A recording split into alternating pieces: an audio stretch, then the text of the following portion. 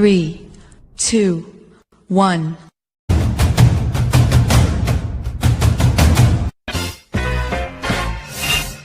Assalamualaikum warahmatullahi wabarakatuh. Kami dari kelas 31 Fisika Universitas Sari Mutiara.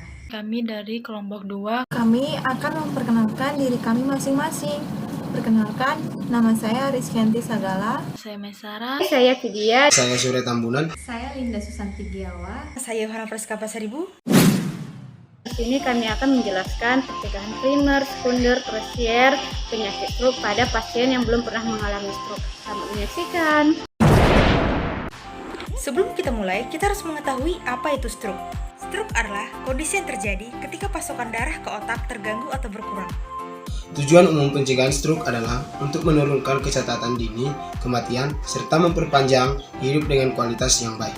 Dalam merumuskan cara pencegahan stroke, digunakan pendekatan yang menggabungkan ketiga bentuk upaya pencegahan, yaitu yang pertama pencegahan primer, kedua pencegahan sekunder, dan yang ketiga pencegahan tersier.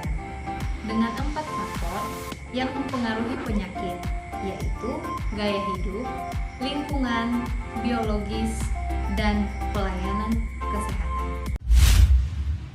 Dalam pencegahan primer, di mana pasien belum pernah mengalami TIA ataupun stroke, dianjurkan untuk melakukan 3M, yaitu 1. Menghindari rokok, stres mental, minum kopi dan alkohol, kegemukan, dan golongan obat-obatan yang dapat mempengaruhi fibrovaskular atau amfetamin, kokain, dan sejenisnya.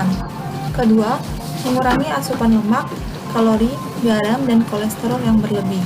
Ketiga, mengontrol atau mengendalikan hipertensi, diabetes mellitus, penyakit jantung, dan aterosklerosis pada lemak darah, konsumsi makanan yang seimbang, serta olahraga teratur 3-4 kali seminggu. Pencegahan sekunder dilakukan pada mereka yang pernah mengalami riwayat stroke sebelumnya, yaitu dengan cara pertama, mengontrol faktor risiko stroke atau arteriosclerosis melalui modifikasi gaya hidup seperti mengobati hipertensi, diabetes mellitus, dan penyakit jantung dengan obat dan diet. Stop merokok dan minum alkohol, turunkan berat badan dan rajin olahraga, serta menghindari stres. Yang kedua, melibatkan peran serta keluarga seoptimal mungkin yang dapat mengatasi krisis sosial dan emosional penderita stroke dengan cara memahami kondisi baru bagi pasien pasca stroke yang bergantung pada orang lain. Yang ketiga, menggunakan obat-obatan dalam pengelolaan dan pencegahan stroke seperti antiagregasi, trombosit, dan antikoagulan.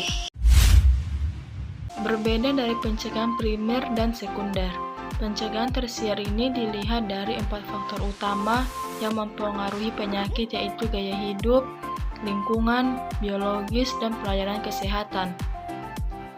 Pencegahan tersier ini merupakan rehabilitas yang dilakukan pada penderita stroke yang telah mengalami kelumpuhan pada tubuhnya, agar tidak bertambah parah dan dapat mengalihkan fungsi anggota badan yang lumpuh pada anggota badan yang masih normal, yaitu dengan cara sebagai berikut. Lingkungan dengan menjaga keamanan dan keselamatan, dan lingkungan penuh dari keluarga. Yang ketiga, biologis dengan kepatuhan berobat, terapi fisik, dan bicara. Yang keempat, pelayanan kesehatan dengan emergency medical teknik dan asuransi.